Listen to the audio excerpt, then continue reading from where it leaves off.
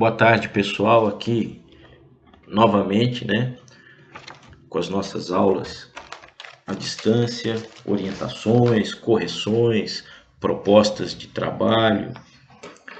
E no dia de hoje eu quero aqui falar um pouco aqui da sociologia no segundo ano do ensino médio, aqui do material do Sistema Etapa, que é esse aqui, o volume número 2, ok? Do segundo ano.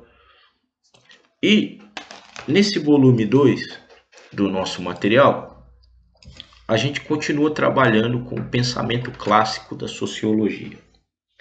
No volume 1, a gente observou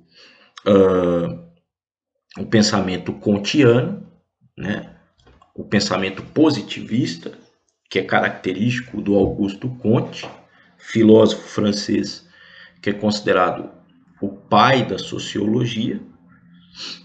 E depois de trabalhar com o Comte e com a perspectiva positivista, no nosso material a gente trabalhou com Karl Marx, filósofo alemão, também considerado importante cientista social, e trabalhando alguns conceitos em Marx, como alienação, fetiche da mercadoria, materialismo histórico, dialética, ok?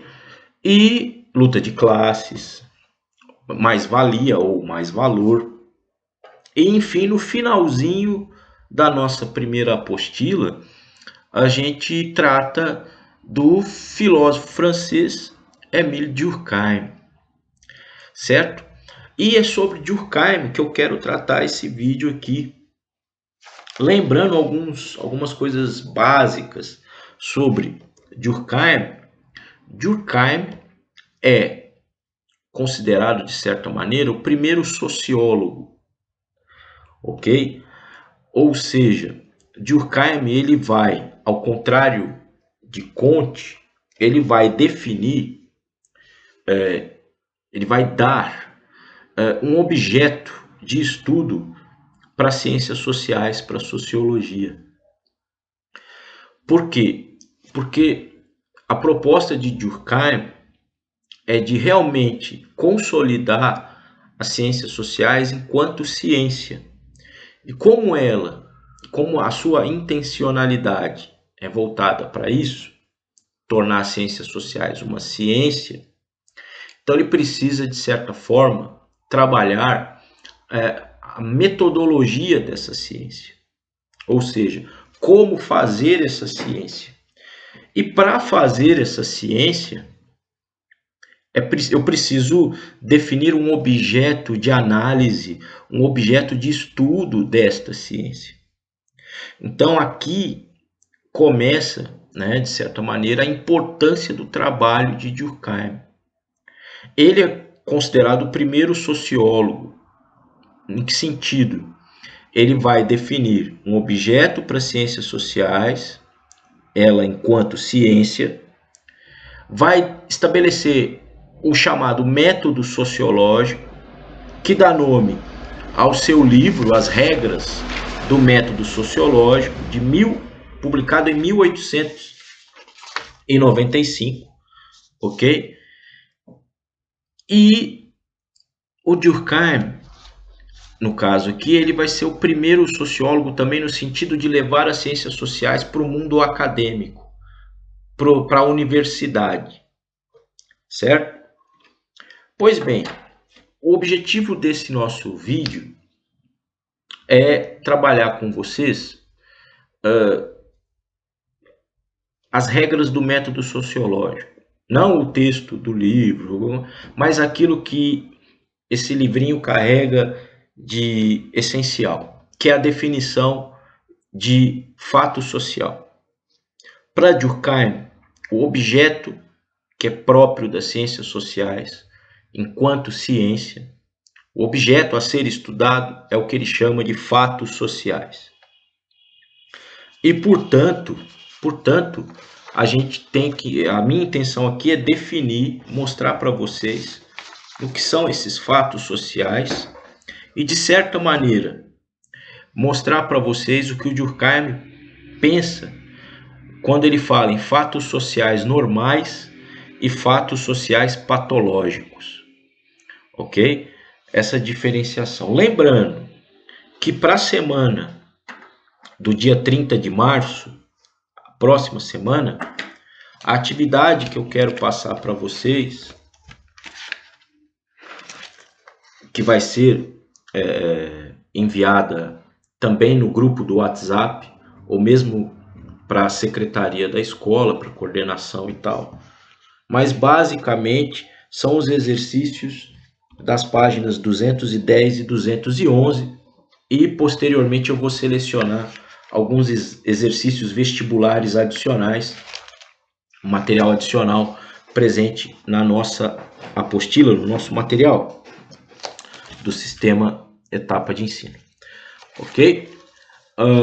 Para quem não se familiarizou ou não tem familiaridade com o currículo de sociologia na perspectiva do sistema etapa, a gente está trabalhando com um material onde a sociologia é trabalhada no primeiro e no segundo ano do ensino médio, ok? Então vamos lá. Bom, o que são fatos sociais, né? E por que isso aqui, de certa maneira, é o objeto central de estudo da sociologia? No livro As Regras do Método Sociológico, eu quero ler para vocês 2 trechinhos desse livro, da obra do Durkheim, tratando de fatos sociais. O primeiro trechinho, ele traz uma definição de fatos sociais. Diz assim: os fatos sociais consistem em maneiras de agir, pensar e de sentir, exteriores ao indivíduo, e que são dotadas de um poder de coerção em virtude do qual esses fatos se impõem a ele. Ok? Ou seja, o fato social, gente, é algo externo ao indivíduo. E o indivíduo vai agir, vai pensar e vai sentir, não de uma forma, por mais que a gente pense, sinta e haja de uma forma teoricamente autônoma, na realidade, na vida em sociedade, quando a gente age, pensa e sente, a gente está reproduzindo os fatos sociais. Ou a gente está agindo, pensando e sentindo a partir das imposições que os fatos sociais nos colocam.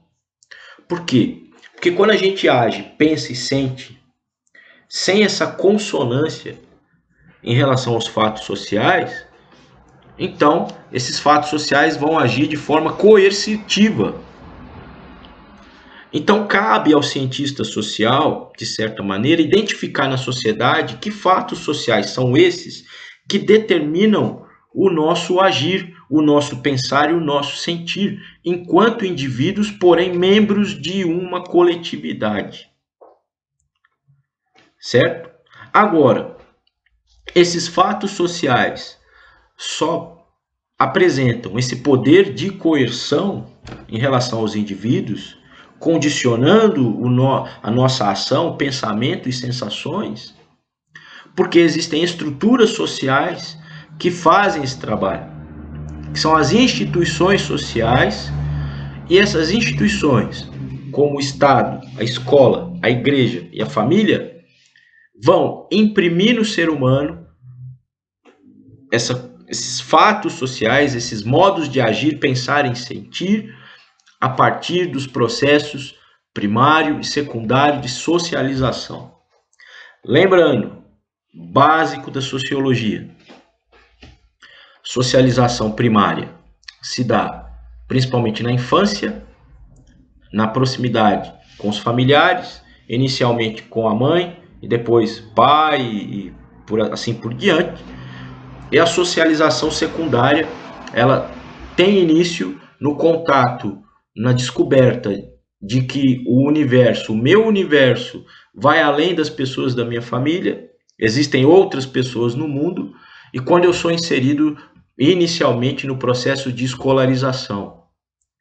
Então, quando a criança vai para a escola, ali se inicia. E isso vai se ampliando dentro da igreja, dentro do ambiente de trabalho, do meio acadêmico, universitário, nas empresas, na minha vida enquanto cidadão.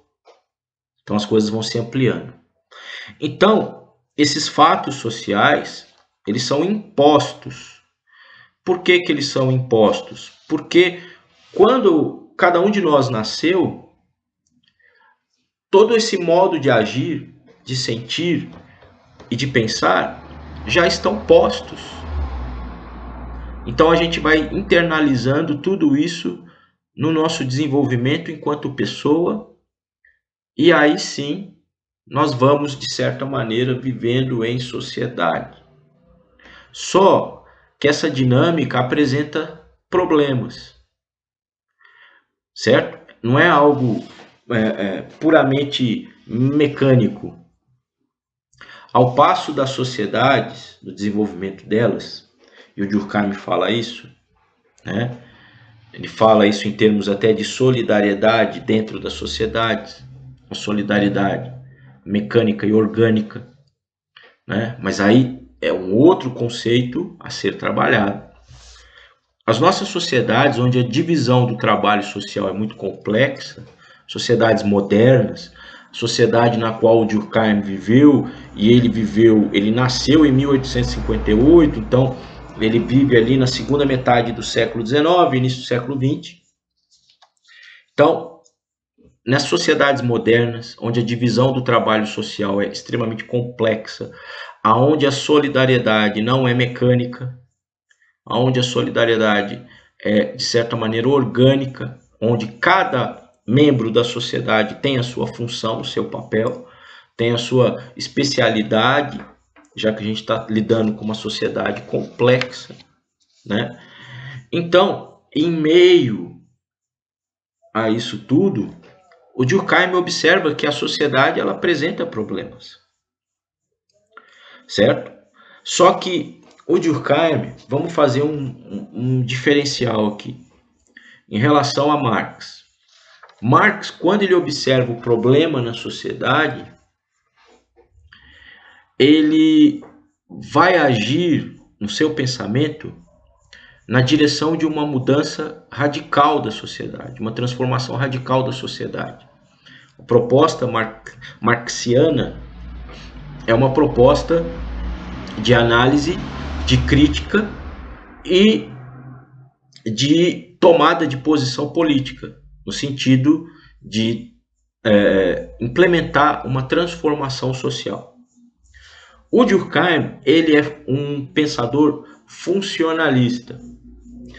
O que é um pensador funcionalista? Ele enxerga a sociedade composta como se fosse por diversos organismos, cada qual com sua função. Cada membro da sociedade tem a sua função.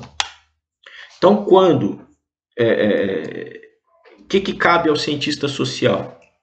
Observar os fatos sociais. E aí, no caso, ao observar, o Durkheim faz uma diferenciação entre os fatos sociais que são normais e os fatos sociais que são patológicos. E por que ele usa o termo patologia? Porque ele vai, de certa maneira, ele vai dialogar um pouquinho aqui com as ciências biológicas. Ou seja, de que a sociedade ela tem as suas doenças. Assim como um organismo vivo, e a gente está vivendo essa quarentena, né, em função de uma doença orgânica e que, de certa maneira, está atingindo em cheio, né, o nosso modo de vida, o nosso no geral, não só aqui no país, mas de um modo geral, né? Então o Durkheim fala em fatos sociais normais e fatos sociais patológicos. Mas antes de eu partir para a definição do que é uma coisa e outra, eu vou ler aqui então o segundo trechinho das regras do método sociológico. O primeiro trecho, ele aborda o conceito de fatos sociais, e o segundo, ele vai de certa maneira, destrinchar esse conceito. Diz Durkheim assim, ó: quando desempenho minha tarefa de irmão, de marido ou de cidadão, quando executo os compromissos que assumi, eu cumpro deveres que estão definidos, fora de mim e de meus atos, no direito e nos costumes. Ainda que eles estejam de acordo com os meus sentimentos próprios e que eu sinta interiormente a realidade deles, esta não deixa de ser objetiva, pois não fui eu que os fiz, mas os recebi pela educação. Aliás, quantas vezes não nos ocorre ignorarmos o detalhe das obrigações que nos incumbem em precisarmos, para conhecê-las, consultar o código e seus intérpretes autorizados.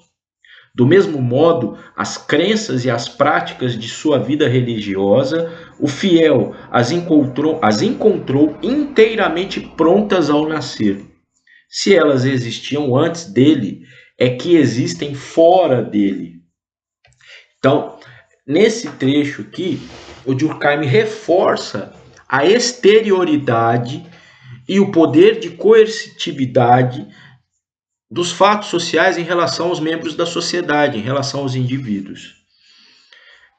Então, para a gente caminhar para o fechamento do vídeo, vamos fazer essa diferenciação. O que é um fato social normal e um fato social patológico? E o que deve o cientista social fazer diante de um fato social considerado patológico? O Durkheim diz o seguinte: um fenômeno social pode ser considerado normal, um fato social pode ser considerado normal quando ele, de certa maneira, se apresenta numa média da população, numa maioria da população. Então, quando a gente observa um determinado fenômeno ou fato social, e ao observá-lo, a gente percebe que isso é uma prática comum, que isso é partilhado pela maioria dos membros de uma sociedade, então esse fato social, esse fenômeno, é normal. O fato patológico ou fenômeno patológico, ele é caracterizado por uma excepcionalidade, ou seja, ele está presente numa pequena parcela do tecido social. Então tem uma questão aqui interessante, que vocês vão até encontrar no exercício,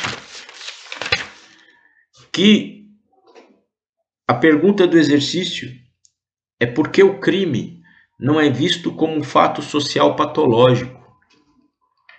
O crime é um problema. O crime nada mais é do que, de certa maneira, a infração das leis estabelecidas para a manutenção da sociedade. O que o Durkheim, enquanto cientista social, observa? Que o crime é uma prática comum, ou seja, que ao observar diversas sociedades, a gente percebe que em todas existem crimes, em maior ou menor grau, mas existem. Então é um fenômeno, de certa maneira, comum e compartilhado. A maioria das sociedades, ou quase a totalidade delas, apresenta crime. Então o crime não é um fato social, por essa razão, não é um fato social considerado patológico. Para ser patológico, para ser uma doença social, de certa maneira, isso tem que ser uma excepcionalidade. Isso deve ocorrer numa pequena parcela da população ou dos membros de uma sociedade ou de várias sociedades. Certo?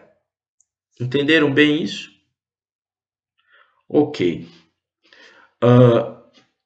Nos próximos vídeos, a gente vai continuar essa conversa sobre o Durkheim e aí vamos trabalhar um outro livrinho do Durkheim de 1897, 2 anos depois das regras do método sociológico, que é o seu estudo sobre o suicídio, né?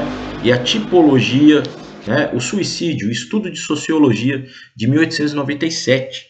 E aí a gente vai destrinchar aí esses tipos, né? O Durkheim vai classificar, de certa maneira, o suicídio. Ok? Até mais.